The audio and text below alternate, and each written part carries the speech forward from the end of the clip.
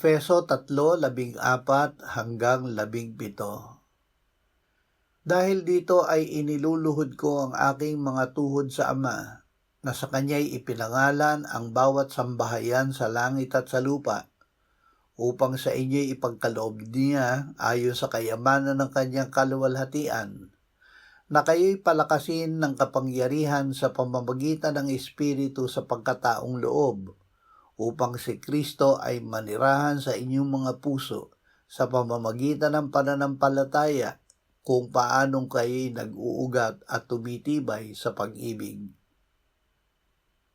Kapangyarihan mula sa Espiritu Santo. Matapos ilantad ang kasalanan, ipinapakita naman ng Espiritu Santo ang kapangyarihan ni Jesus bilang ating buhay at kabanalan. Ang Espiritu ang gumagawa upang si Kristo ay manahan ng tunay sa loob natin sa bawat sandali. Ang banal na Espiritu ang nag-uugnay sa atin kay Jesus na nasa langit.